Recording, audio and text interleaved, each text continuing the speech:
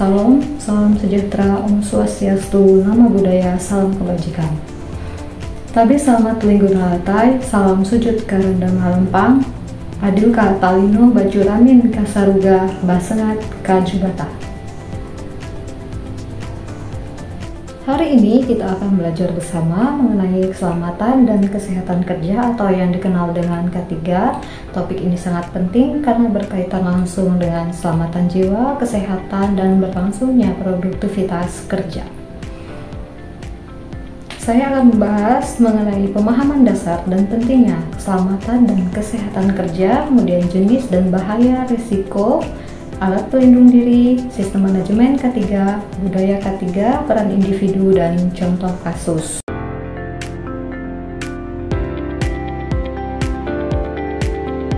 Pemahaman dasar dan pentingnya keselamatan dan kesehatan kerja.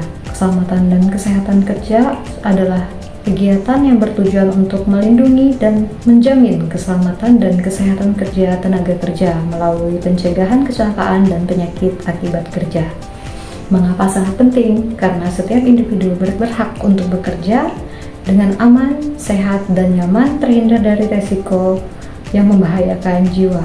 K3 bukan hanya kewajiban perusahaan, tapi kewajiban bersama pemimpin, tenaga kerja, dan mitra kerja.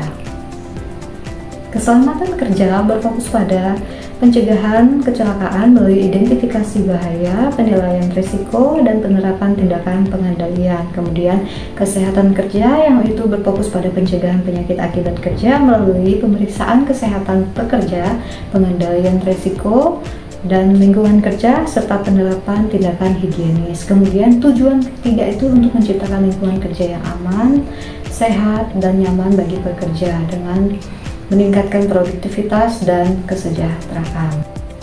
Hierarki penerapan K3 yaitu melalui identifikasi bahaya, penilaian risiko, pengendalian risiko, kemudian pelatihan K3, penyuluhan K3, kemudian pemeriksaan kesehatan, penyediaan APD, penyediaan fasilitas P3K, dan evaluasi serta perbaikan.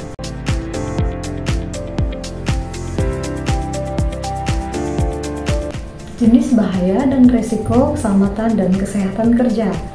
Bahaya dan risiko keselamatan dan kesehatan kerja terdiri dari 5 bagian, yaitu fisik, kimia, biologi, ergonomi, dan psikososial.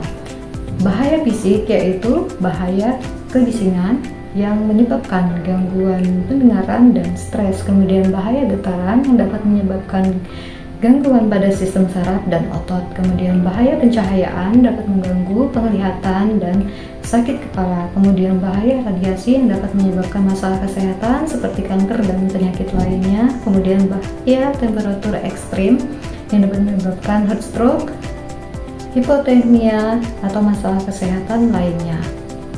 Kemudian bahaya kimia. Bahan kimia berbahaya dapat menyebabkan luka bakar, iritasi, dan keracunan. Kemudian debu dan partikel berbahaya dapat menyebabkan gangguan pernapasan. Kemudian uap dan gas berbahaya dapat menyebabkan gangguan pernapasan dan keracunan, serta menimbulkan penyakit. Bahaya biologi adalah bahaya yang berasal dari mikroorganisme berbahaya yang dapat menyebabkan infeksi dan penyakit. Bahaya dari hewan dan tumbuhan, yaitu seperti dari hewan berbisa, sengatan serangga, dan alergi terhadap tumbuhan tertentu yang menimbulkan risiko kesehatan seperti kematian dan alergi.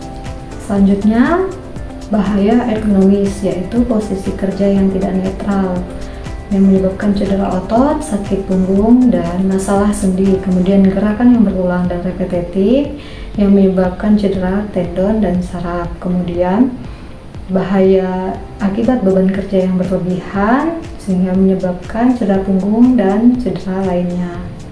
Kemudian bahaya psikososial, yaitu stres kerja yang berlebihan menyebabkan stres, kecemasan, dan depresi. Selanjutnya konflik antara rekan kerja yang menyebabkan penurunan produktivitas dan menyebabkan stres. Kemudian jam kerja yang panjang atau shift kerja yang tidak teratur sehingga menyebabkan gangguan kesehatan fisik dan mental.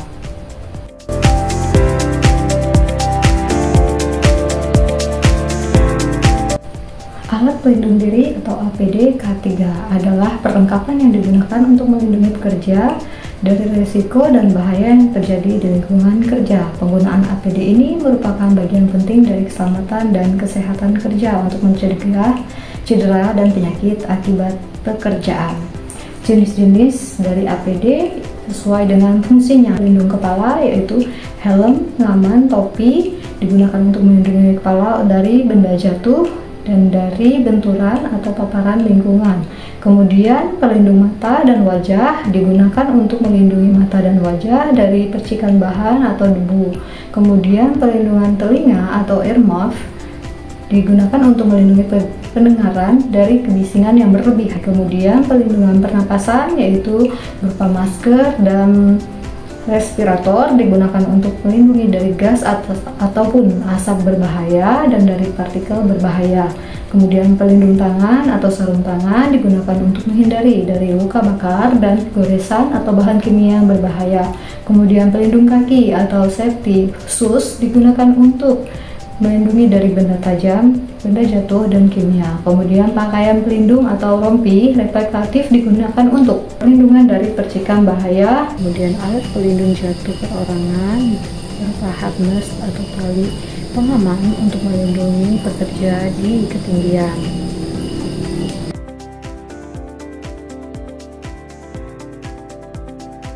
Sistem Manajemen Keselamatan dan Kesehatan Kerja atau SMK3 adalah penerapan keseluruhan sistem manajemen dalam keselamatan dan kesehatan kerja di perusahaan untuk mengendalikan risiko terkait kegiatan kerja, menciptakan lingkungan kerja yang sehat, aman, dan produktif.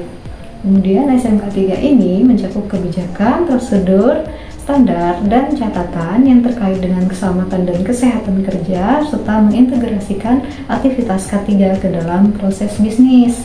Tujuannya yaitu untuk melindungi pekerja, meningkatkan produktivitas, dan menciptakan lingkungan yang aman dan sehat.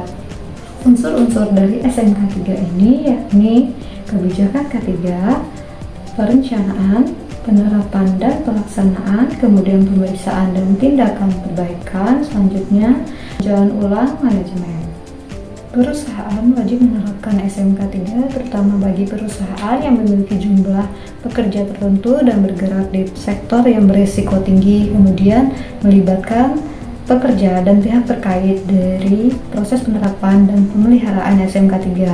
Audit SMK3 dilakukan oleh lembaga independen untuk menilai penerapan SMK3 di perusahaan.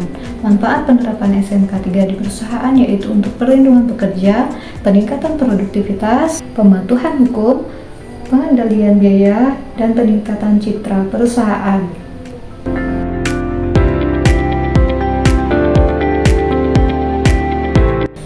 Budaya keselamatan dan kesehatan kerja adalah serangkaian nilai, sikap, keyakinan, dan norma, serta perilaku yang mendasari tindakan dan interaksi pekerja terkait keselamatan dan kesehatan di tempat kerja. Budaya K3 yang kuat menciptakan lingkungan kerja yang aman dan sehat bagi semua, serta mengurangi nilai risiko, kecelakaan, dan penyakit akibat kerja. Penerapan budaya K3 dapat dilakukan dengan berbagai cara, yaitu dengan cara pelatihan, penyediaan alat pelindung diri, penerapan prosedur keselamatan, dan pemberian penghargaan atas perilaku yang aman.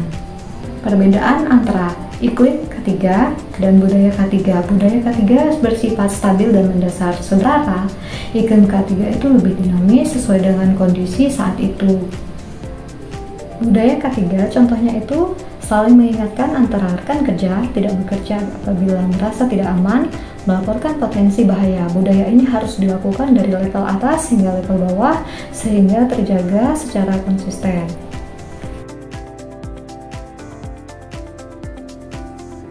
K3 dan peran individu. K3 bukan hanya tugas supervisor atau manajer, tapi peran individu juga sangat penting. Peran kita sebagai individu yaitu dapat berupa mengikuti pelatihan K3, menggunakan APD dengan benar, mengidentifikasi potensi bahaya, berpartisipasi aktif dalam kegiatan K3. Jadilah agen keselamatan bukan hanya untuk diri sendiri, tapi untuk rekan-rekan dan lingkungan. Oke, selanjutnya kita akan membahas mengenai kasus keselamatan dan kesehatan kerja di kampus. Sangat beragam ya, contohnya pun banyak sekali, yaitu 1. Penataan ruang kerja yang tidak aman.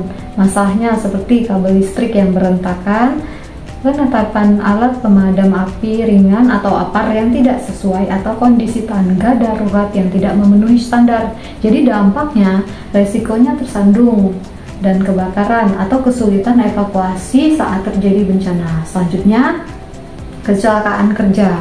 Contoh masalahnya yaitu pekerja laboratorium terluka karena peralatan pecah, mahasiswa terjatuh dari tangga, atau kecelakaan saat praktikum. Dampaknya cedera fisik, psikologis, dan kerugian materi. Kemudian contoh bahaya ergonomi, yaitu dari masalah tempat duduk atau kursi yang meja yang tidak ergonomis posisinya, penggunaan komputer yang tidak tepat jaraknya, atau kurangnya aktivitas fisik saat melakukan duduk yang terlalu lama, itu menyebabkan dampak seperti nyeri punggung, cedera otot, dan masalah kesehatan lainnya.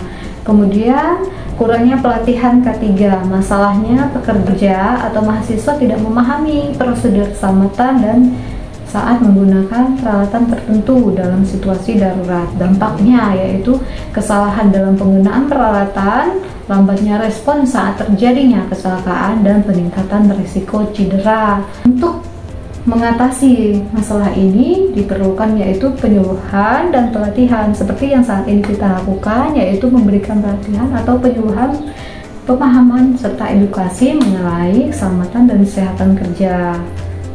Oke, dari semua poin yang telah kita bahas tadi, dengan memahami keselamatan dan kesehatan kerja, kita turut menjaga diri sendiri, keluarga kita yang menunggu di rumah, serta rekan kerja di sekitar kita. Jadilah keselamatan dan kesehatan kerja sebagai budaya, bukan hanya kewajiban. Karena pekerjaan boleh sama, tapi resiko tidak harus kita alami. Terima kasih atas perhatian rekan-rekan semua. Saya sampaikan, wassalamualaikum warahmatullahi wabarakatuh. Salam sejahtera, Om Swastiastu, Namo Buddhaya, salam kebajikan. Tabi selamat linggun halatai, salam sujud karendam halempang, adil ka talino baju ramin kasaruga basengat kajubata.